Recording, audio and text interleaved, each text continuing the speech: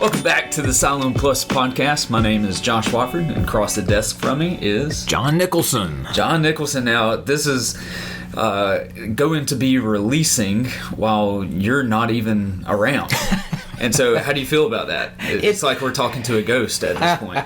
You know, it's been such a surreal sort of thing. And it's been funny because in conversations with folks, it's as if I'm about to drop off the planet or something.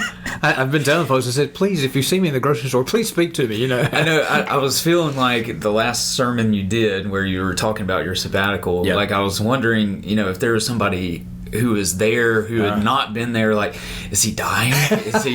Is he you know, I didn't even fired? Like, what's gosh. happening? You know, I didn't even think about that aspect. You did clarify as you went on, Okay. but like I was just wondering if someone was there with zero context whatsoever, you know, what were they thinking about? It was all intentional to hook folks into no. Yeah.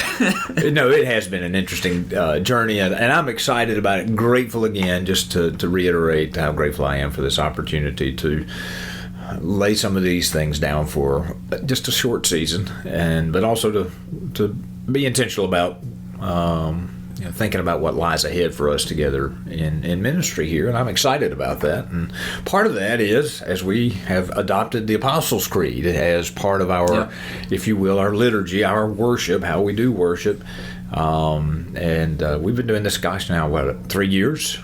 Something like that. I thought it was before the pandemic. I think that's right. It was pre-pandemic, so 4 years. Boy, that's wild. Yeah. And we're a little bit we are a little bit unusual as a Southern Baptist church. Yeah. That we recite the Apostles' Creed together. Yeah, because Baptist has usually been no creed but the Bible. No creed but the Bible. That's right. We're so, non-creedal people. how does that fit in with us? That's a fantastic question. And part of the reason that we want to intentionally spend some time, as we have throughout this year, talking about some of those, if you will, the set pieces of our worship services. We did the series on the Lord's Prayer. Mm-hmm. We've done the series on the doxology. We're now entering into this series on the Apostles' Creed because we want to take some time to move past just here's the checkbox, we've done that today. Yeah. To really consider, why are we doing this? What's the importance of it? And how does that fit in? How does that help shape us and transform us as a people? So that's the purpose of what we're doing, and that's why we're having a conversation today on the podcast about the Apostles' Creed, because we're entering into this series of sermons on that, which you're going to be giving great leadership to open that up for these next 5 weeks. Well, yeah, I'll do the first half, and you'll do the last half when you come back. We'll see. That's right. And yeah, so really excited about this. It's something that I did go through an Apostles' Creed study with the students. Yeah, I've done it with the collegians before. I mean, it was a while back. Yeah. But I'm going back. We're doing a totally different outline than we did way back when. So I'm going back through some of my notes, looking through all that, and really excited to jump into it. Yeah, it's going to be great. So back to the no creed but the Bible. So why would we recite the Apostles' Creed then? That's a great question. That's a question I have on my notes for you. Well, no, I'm asking you. I'm going to interview you since you're going to be kicking this thing off. Yeah, man. so as I've been studying, I've come across a little book by Alistair McGrath. Yeah. If you have never listened to Alistair McGrath preach, you need to. You need to. Just for the accent alone. Oh, yeah. Great. But he's Scottish, right? Yeah, I think that's right. He's Scottish or Irish. I get the accents mixed up. But anyways, apologies to Alistair McGrath. Yeah, sorry, man. He lists 3 primary reasons why creeds in general are good, but his little study on the Apostles' Creed, he's applying it to that. And one, he says that it's a helpful summary. Mm-hmm. You know, it just helps us condense down, okay, what the Bible is 66 books. Yeah. Written over thousands of years with just numerous stories, and just there's so much going on. Yeah. Right? How do we distill down the primary doctrines of what we believe? Yeah. And it's the elevator pitch, if you will. That's great. That's a great illustration of that. Somebody says, "Oh, what do you believe?" I believe in God the Father, and yeah.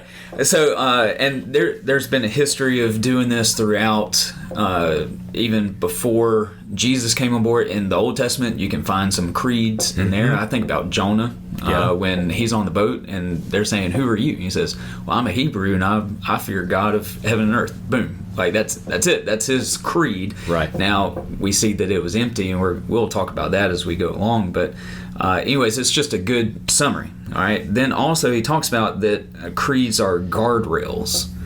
You know, I think about the analogy I always go back to is, you know, it wasn't terribly long ago that I took the bumpers down whenever I would go bowling. Right? You like those little bumper guardrails. Right. Whenever helps you're your bowling. game. Your score's a lot better. You can still totally miss the pins all the way, even with the guardrails up. However, they sure do help. Yeah. And creeds just are helpful guardrails to say, okay, here is one, the main things, and then two, things outside of these main things are not helpful. Right. They can also be dangerous when you're going totally against those main things. Right. You were about to say something. No, I'm processing here. So Yeah. I got some things ready. So you okay. You press on. Get this third and then the third thing that McGrath speaks of is it forms community. It says, here we are. We believe these things, and we know that we are a group of people who are going to surround ourselves. We are going to surround these beliefs and allow these beliefs to surround us and form how we act. Belief comes before the action, and it informs the action. We want these beliefs to define who we are. Yeah. So good. So that's McGrath. So why the resistance from Baptists traditionally to creeds? You know, it's a really good question, and one that I'm not fully understanding of. Yeah. So I mean, we are. If you look at the spectrum of high church and low church, low church churches tend to say no to a lot of past traditions, right? So they'll say, from the creeds to liturgy to other formulations of the faith, we kind of want to come up with our own. We're this autonomous church. And I believe in church autonomy, right? 100%.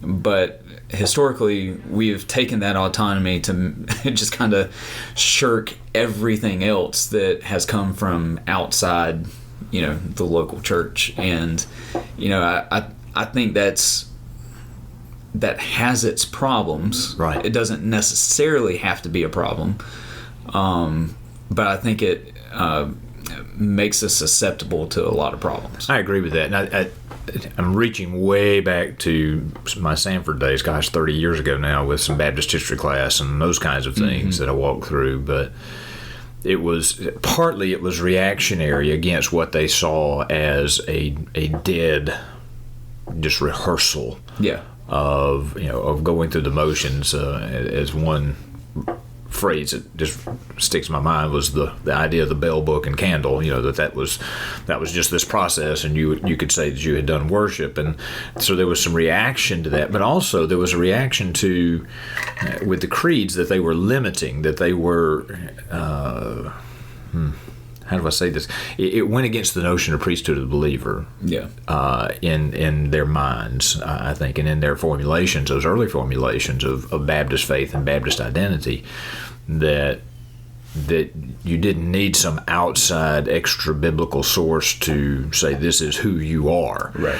And so there was a lot of pushback with that, and maybe rightfully so, given those contexts that they were engaging with and encountering in their time.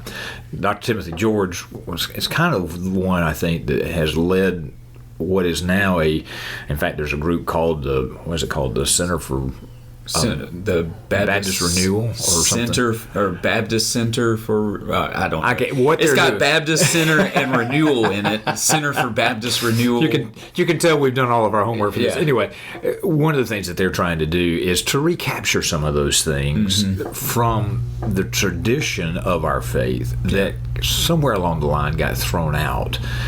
And and they're showing how we are a smaller story in this larger story. Right. You know, it's not just that, you know, everybody got everything wrong, and then in what was it, 1845 was 1845. Now that we got it right. Yeah, we have now arrived at perfect Christianity. Right. No, we're a part of this larger story, and for me personally, I think the way I viewed the creeds were Catholic things. Yeah.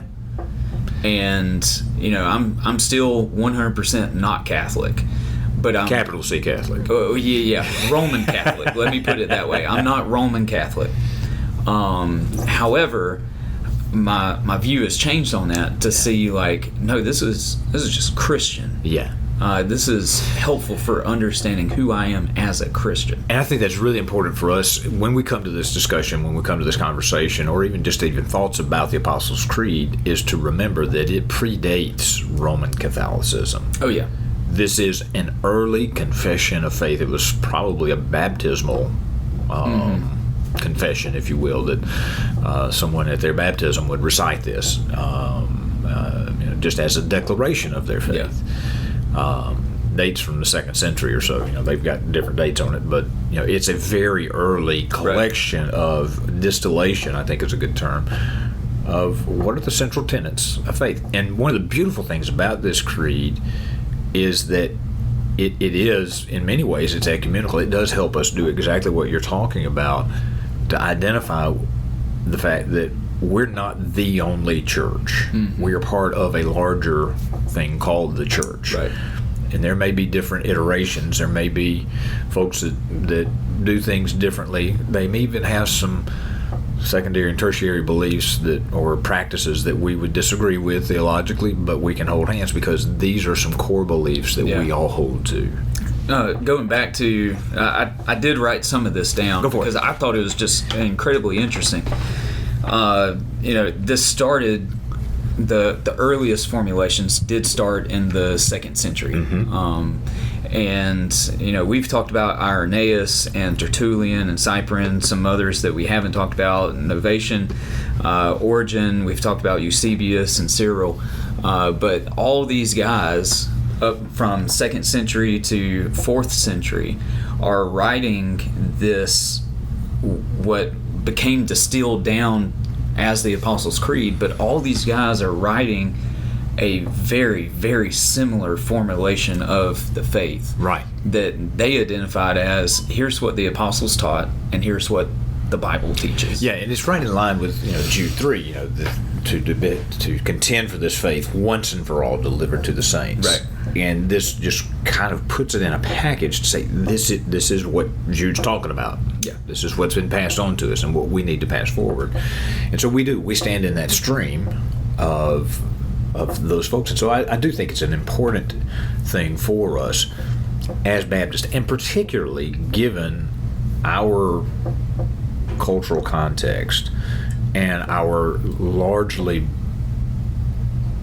I'm trying to think how to say that we live in a largely illiterate society and also biblically illiterate. Right.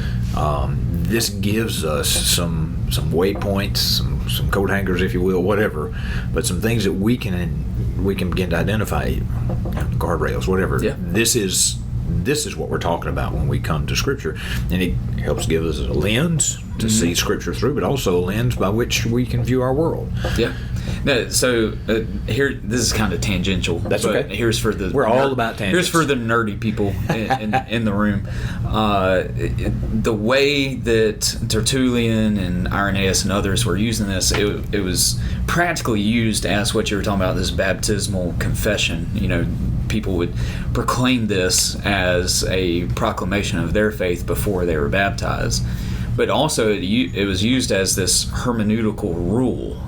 Big word. What's hermeneutical? Yeah, how you interpret Scripture. So you would use this as what they called the rule of faith. Mm-hmm. And so that they would interpret Scripture through this lens. Now, you can have your debates about that. I'm just giving you the history of how this has been used. And so they would allow their theology to